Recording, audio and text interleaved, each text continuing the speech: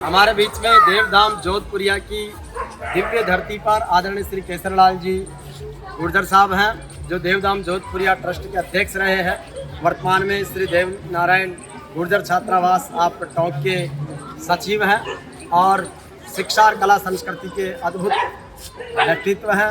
राज्यपाल और राष्ट्रपति शिक्षक पुरस्कार से सम्मानित हैं और आप हमारी टोंक जिले की ढूंढाड़ की लोक कला और संस्कृति के संरक्षण और संवर्धन के लिए लगातार काम कर रहे हैं। अभी भगवान श्री कृष्ण जन्माष्टमी के पावन अवसर पर भी देव चौक श्री देवनारायण गुर्जर छात्रावास में बड़ा कार्यक्रम कर रहे हैं। तो सर, देवधाम जोधपुरिया की जो अद्भुत लीला है और आपने एज ए ट्रस्ट अध्यक्ष के रूप में जो काम किया है, उसकी अनुभूति और इस समय देव नारायण भगवान का जो मेला आ रहा है उसको लेकर के आपसे सर्वप्रथम तो मैं भगवान को नमन करता हुआ और आपसे बंधुओं को नमन करता हूँ, सच्चे हृदय से आपका अभिनंदन करता हूँ, स्वागत करता हूँ और सम्मानित तिवारी साहब को भी आपका वेलकम। वास्तविकता भी देखी जाए तो ऐसा कहते हैं हमारे इतिहास में भी है और एक विशेष ऐतिहासिक दृष्टि से विशेष है सम्मत 968 जी। अब सम्मत हमारी संस्कृति में और 10-25 सम्मत हुए हैं और उस सम्मत को में वर्तमान में विक्रम सम्मत मान करके और भगवान का जन्मदिन और दो का ये मानते हैं। जब भी हमने शोध किया है दिल्ली और साहित्य को करके तो विक्रम सम्मत और साके सम्मत तो 968 साके सम्मत की गणना सही आई।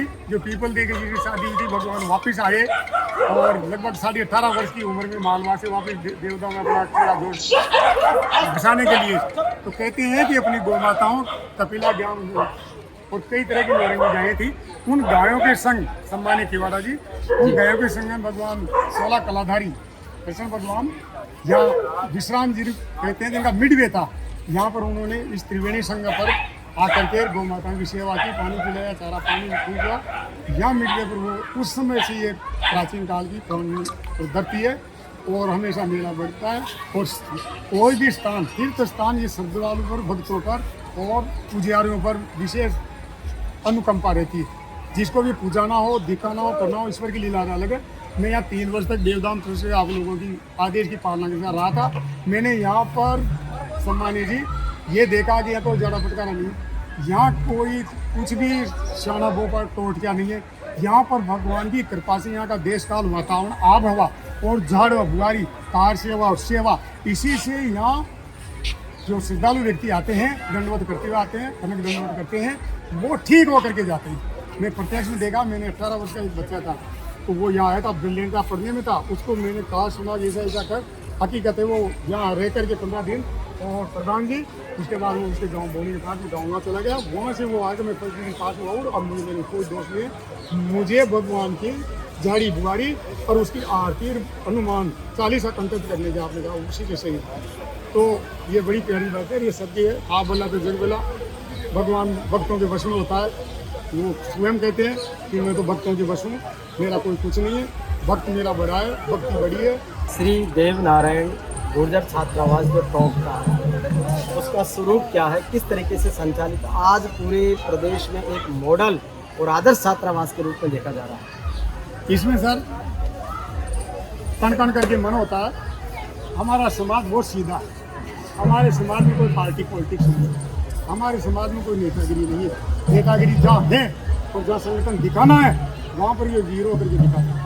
किसी को चमत्कार दिखाना है तो ये चमत्कार भी दिखाते हैं और जहाँ विनम्र होकर के और सदमार्ग पर चल करके कोई भलाई का काम करते हैं वो करते भी। आप लोगों के मान्य सानिध्य में ही बीला बाबा हमारा एक महान ऐसे पुरुष में थे, उनके माध्यम से वो घर घर जा करके मिर्ची तक भी लेते थे, वो लेकर के कण कण करके मन करके वहाँ पर नगर परिषद में कब्जा किया। कब्जा करने के बाद इन सूरवीरों के माध्यम से हुआ। अभी पता भी है वर्तमान में 225 बच्चे रह रहे हैं और मेरिट बेस पर इनको एडमिशन देते हैं और एक से एक टॉपर है। हर वर्ष कम से कम 10 या 15% बच्चे सर्विस में निकलते हैं और इस वर्ष तो एक तरह का मेरा विचार है भगवान की कृपा हुई नहीं तो 2025 से 26 तक कम से कम हमारे यहाँ से 50-60 बच्चे सर्विस में जाएंगे। तो किस तरीके का डिसिप्लिन और वहाँ पर सबसे बड़ा आप जैसे आश्चर्य करते हैं, सिर्फ 1500 रुपया मंथली में लॉजिंग बोर्डिंग है, सिर्फ 1500 रुपये, जबकि बाहर रहने पर 6 या 7 हज़ार के बच्चे गरीब बच्चे आते हैं।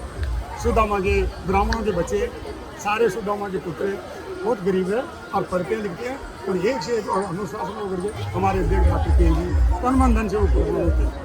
और हम आप लोगों की वजह से आदेश सम्मानित साहब सभी लोग लगे रहते हैं निस्वार्थ होकर।